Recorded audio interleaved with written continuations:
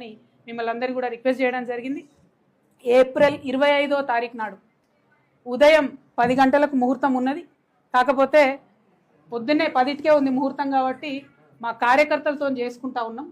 మేడ్చల్లో మునీరాబాద్ అనేటటువంటి ఒక ఊరిలో, మేడ్చల్లో మునీరాబాద్ అనేటటువంటి ఒక ప్లేస్లో ఓఆర్ఆర్ దగ్గర ఉంటుంది. చాలా పెద్ద ఫంక్షన్ హాల్ దొరికింది, 20 ఎకరాలు ఉన్నట్టుంది.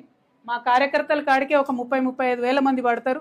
మిగతా జనరల్గా పబ్లిక్ మీటింగ్ మళ్ళీ పెట్టుకుంటాం పొద్దున 10కి. కాబట్టి మా జాగృతి వాళ్ళు సిస్టమేటిక్ కార్యకర్తలు, ప్రతి గ్రామంలో ఉన్నటువంటి జాగృతి కార్యకర్తలు, ఉద్యమకారులు, ప్రజాస్వామ్యవాదులు, ఈ రాష్ట్రంలో రాజకీయాల్లో మార్పు రావాలనుకునే వాళ్ళందరినీ కూడా మనస్ఫూర్తిగా ఆహ్వానిస్తూ ఉన్నాం. ఏప్రిల్ 25వ తారీఖు, వచ్చే నెల ఏప్రిల్ 25వ తారీఖు నాడు మార్నింగ్ 10 o'clockకి మేము జెండా ఆవిష్కరణ చేసి మా పార్టీ పేరు చెప్తాము. మంచి ముహూర్తం ఉంది.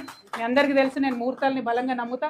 మరి కాలానుగుణంగా పనులు చేస్తే ప్రజలకు కలిసి వస్తుందని నేను బలంగా నమ్ముతున్నా. కాబట్టి ఆ ఉదయం పూట అయినా తీసుకోవడం జరిగింది.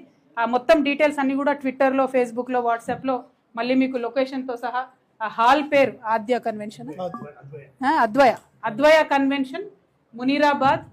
మార్నింగ్ 8 కల్లా మన కార్యకర్తలందరూ చేరుకోవాలి. ఎందుకంటే 8 నుంచి మనం అందరం కొంత మాట ముచ్చట వేసుకొని 10కి ముహూర్తం ఉంటుంది కాబట్టి 10కి లాంచ్ చేసుకుందాం.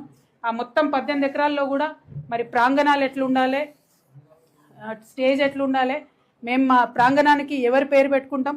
ఎందుకంటే మేము జయశంకర్ సార్ని ప్రాణంగా కొలుసుకుంటాం, మీ అందరికీ తెలిసిందే. జయశంకర్ సార్ పెట్టుకుంటాం. ఇంకా చాలా పేర్లు ఉన్నాయి, చాలామందిని గౌరవించేది ఉంది. అవన్నీ కూడా డిసైడ్ చేసి ఈ నెక్స్ట్ 28 days టైంలో మీ అందరికీ కూడా వివరాలు ఇవ్వడం జరుగుతుంది. మా దగ్గర జాగృతి నుండి ప్రతి గ్రామం నుంచి